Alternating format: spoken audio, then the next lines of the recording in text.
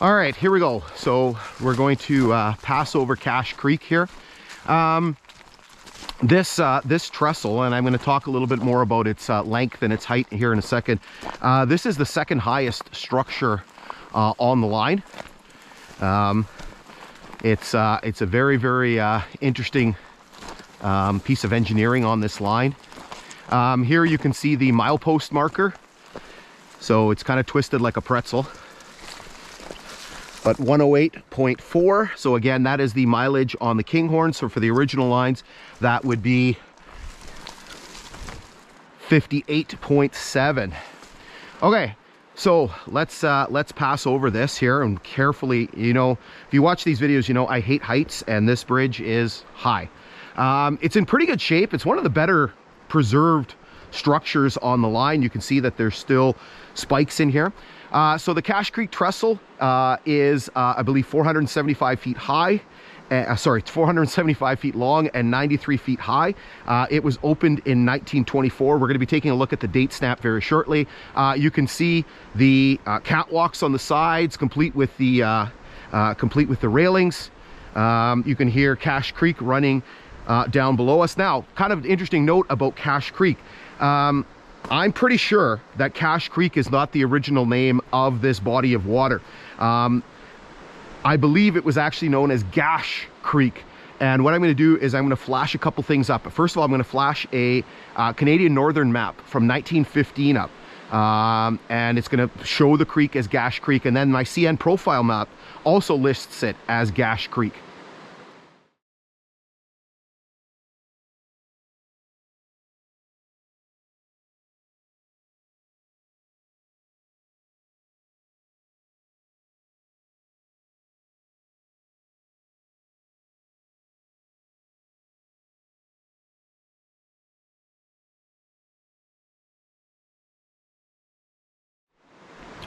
Okay, so let's continue to tread our way across here carefully. Again, I hate heights, and this one's a high one. So you can see our height above the valley. You can see the turning colors of the leaves. We will carefully go over here to the fire barrel platform and look down. Oh my God, I hate this. So you can see Gash Creek running in there. You can see some of the steel supports. We're going to go down and take a look at some of the work that they've done down at the creek level. So we were here 2 years ago, and we were down right at the creek. There was way less water. And so we will explore the underside. So this is going to be a kind of an interesting mix of videos. So we're filming the top part, and we're going to look at the two abutments today. And then we are going to get some drone footage as well mixed in there. And then for the bottom part, we're going to use the footage that I shot 2 years ago. So kind of a real sort of mix of old and new and drone footage. And so we'll carefully tread our way across here. So the original structure here was a trestle, a wooden trestle. And again, that was replaced. It was a very common thing when CN took over. They did a lot of infrastructure work on this line and other lines, replacing a lot of structures. And I'm actually going to flash this up on here. I almost forgot. Pull out my. Can't believe I'm doing this on the bridge, because this kind of freaks me out a little bit. Pull up my cheater notes here. So the cost to replace this trestle in 1924 was $112,000. So that would translate into almost $2 million today if you take into account inflation. So and actually, when we go underneath, we'll see some of the remnants of the original trestle that was here.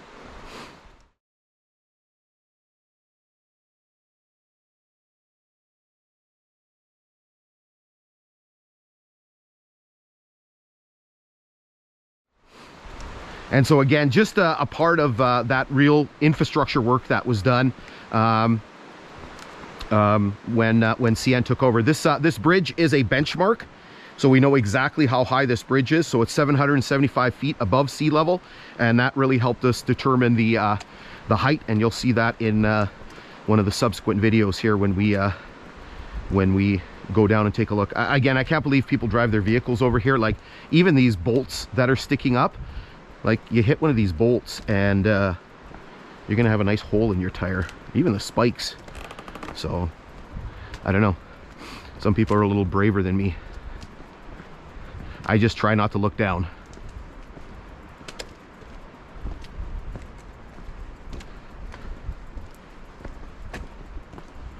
Again, the timbers are probably this is one of the best preserved bridges. Like, the timbers are actually in good shape. I don't know how much they're going to stay like that if people are driving their vehicles across, but a little gap here as we get to the western side.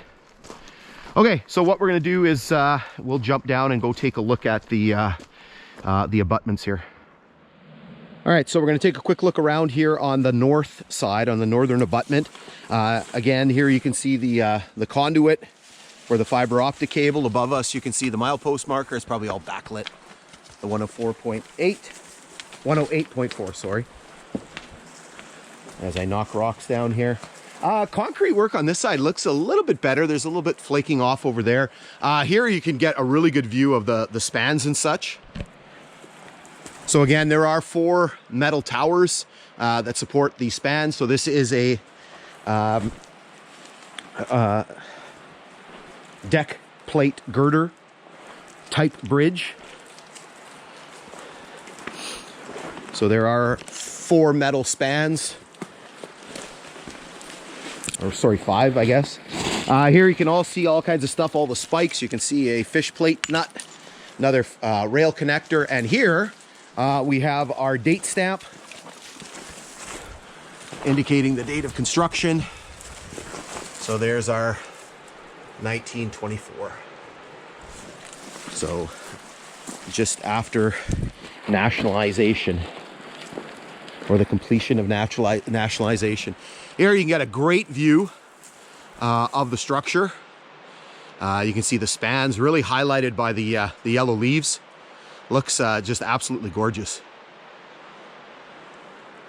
Okay, so we are going to take a quick look at the southern abutment and then go down and take a look at the bottom. All right, so what we're going to do is we'll take a quick look around here on the southern abutment. So here you can see the conduit for the fiber optic cable.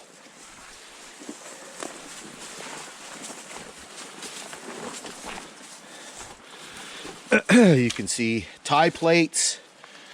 Down here we actually have a telegraph pole, or what's left of one. Only thing on here is there's some ceramic insulators, and then there's some Dominion 42s. All the quote-unquote good stuff is gone. So here you can see the concrete from the southern abutment. Here you can see the deck plate spans.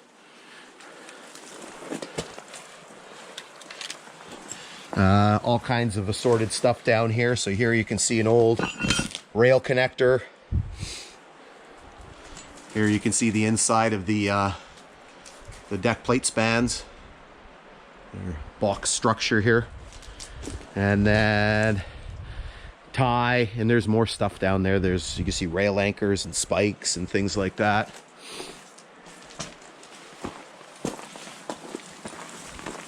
So if we kick around to this side here, you can see stuff like this. This might be from the original structure.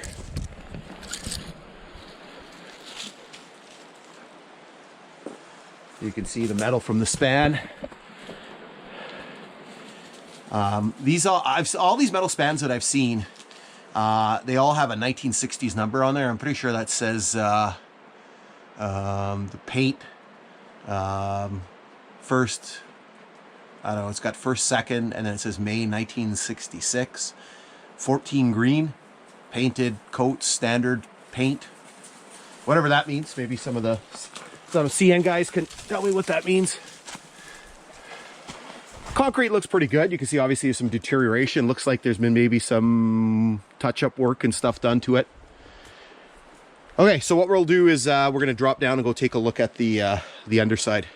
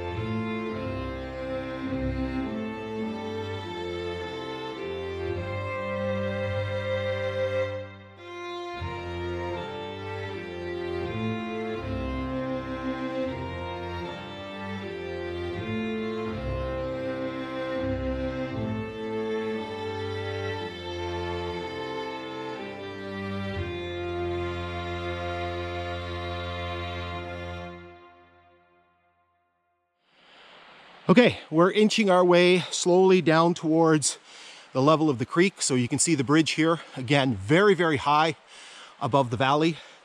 You can see the two, on this side at least, there's two towers, and then there's a third tower over there. I don't know if there's a tower on this side. Yes, there's a smaller tower on this side. What's interesting right here is it appears that we actually have located a couple of the piles for the original trestle that was here. So you can see these very, very large timbers that are sticking out of the ground. And just by their location and where they are, it would appear that they were connected to the original trestle bridge that was here. Again, just probably a massive, massive structure, and the amount of wood and the amount of engineering that would have went into the construction of this. Okay, so we're gonna work our way down and get a little bit better perspective from there. Okay, so we're right here, we're right at the creek. We're not directly at the creek level. We're gonna drop down and take a look at that shortly. But you can basically see the structure from underneath here. It's very, very high above us, almost 100 feet. You can see the north tower here, right at the stream crossing. You can see the work that they've done to try to reinforce this and prevent any erosion due to the creek. So you can see it's almost like a cofferdam around one side of the tower and around the other side, and then you can see what they've done over on the south side with the I-beams and the timbers. And so we're going to try to drop down and get a little bit closer of a look. All right, so we're right here at the creek. We're going to jump over there a little bit in a second here once we finish recording here, so we can see a little bit more of the side. But you can see a little bit closer of the work that they've done here to reinforce the bridge crossing. There is a piece of rail here, but it's sitting in the water, and just taking a look at it, I'm going to guess that you're not going to be able to get any identification off that. It's going to be too badly eroded. You can actually see right over here probably some remnants from the original trestle bridge. You can actually see what appear to be some pins and some bolts there. And so we're just going to kick ourselves out a little bit wider so we can see these reinforcements a little bit better. And we're going to get an elevation reading and see how far below the bridge we are. All right, so we're down here at the level of Cash Creek. Thankfully, it's a fairly dry year, so we can get really, really close and examine things. And so you can see the structure above us. It is extremely high. Just checking my GPS here. And so if you remember, I told you that the bridge itself was a benchmark at 775 feet. So right now my GPS, if it's accurate, is showing 682 feet. And so we are substantially below the level of the grade. We're almost 100 feet down. So 93 feet down. So it is a very, very high structure. You can see some other features here as well. So you can see here what they've done to reinforce the creek bed and to try to prevent any erosion. And so especially on this side here, especially on the north side tower, you can see the kind of cofferdam reinforcement that they've built around it. On the south side, kind of a little bit different system. I'll try to get closer here.